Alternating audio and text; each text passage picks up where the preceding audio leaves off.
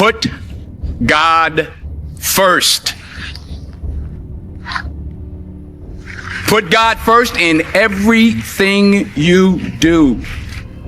Everything that you think you see in me, everything that I've accomplished, everything that you think I have, and I have a few things, everything that I have is by the grace of God.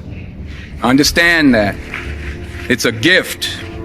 40 years ago, March 27th, 1975, it was 40 years ago, just this past March, I was flunking out of college. I had a 1.7 grade point average. I hope none of you can relate. I had a 1.7 grade point average. I was sitting in my mother's beauty shop. They still call it beauty shops now? What they call it now? Yeah, I was sitting in the beauty parlor.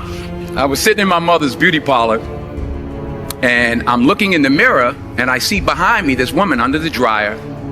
And every time she looked up, every time I looked up, she was looking at me, just looking me in the eye. And I didn't know who she was, and I said, she said, somebody give me a pen, give me a pencil. I have a prophecy.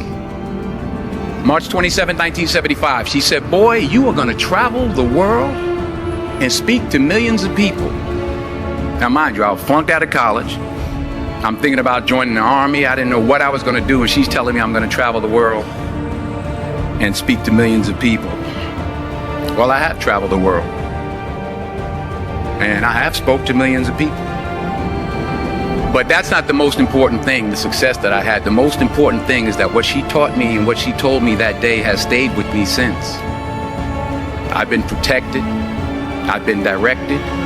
I've been corrected. I've kept God in my life, and it's kept me humble. I didn't always stick with him, but he always stuck with me. So stick with him in everything you do.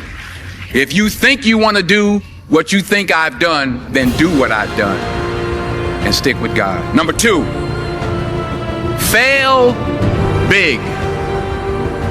That's right. Fail big.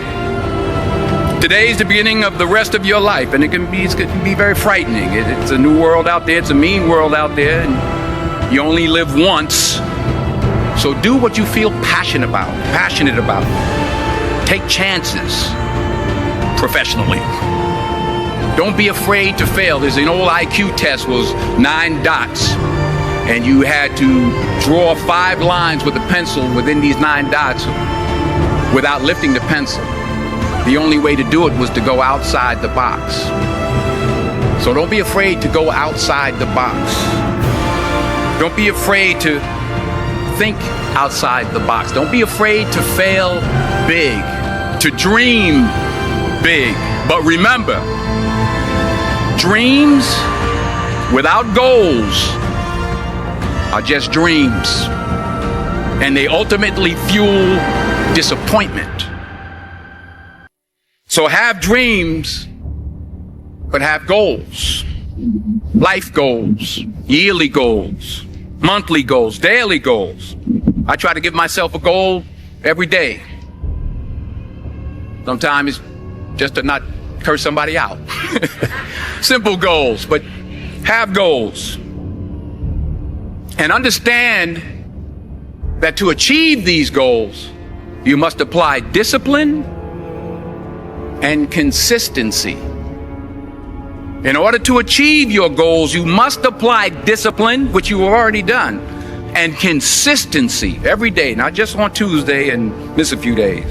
You have to work at it every day. You have to plan every day. You've heard the saying, we don't plan to fail, we fail to plan. Hard work works. Working really hard is what successful people do. And in this text, tweet, twerk world that you've grown up in, remember, just because you're doing a lot more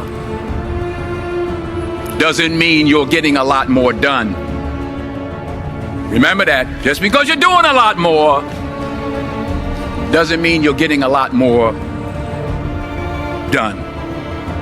Don't confuse movement with progress.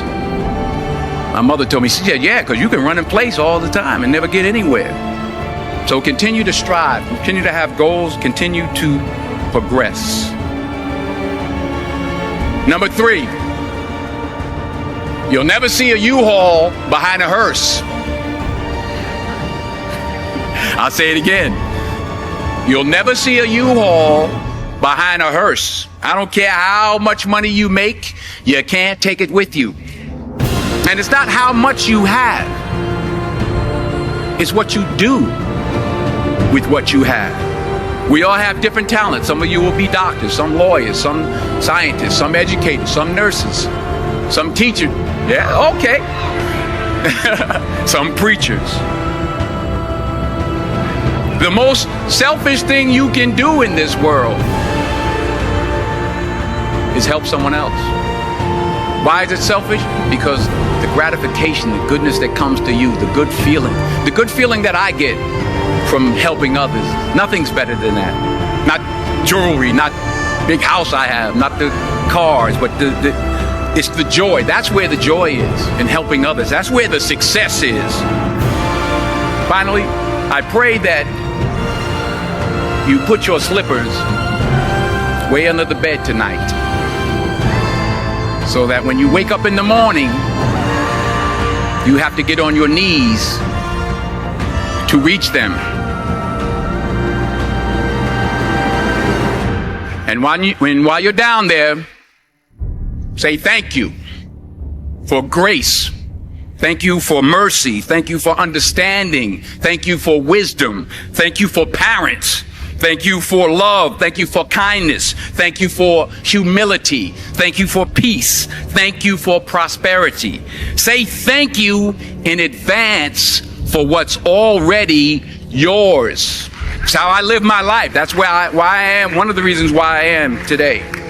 Say thank you in advance for what is already yours. True desire in the heart for anything good is God's proof to you, sent beforehand to indicate that it's yours already.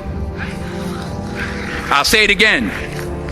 True desire in the heart, that itch that you have, whatever it is you want to do, that thing that you want to do to help others and to grow and to make money, that desire, that itch, that's God's proof to you, sent beforehand already to indicate that it's yours.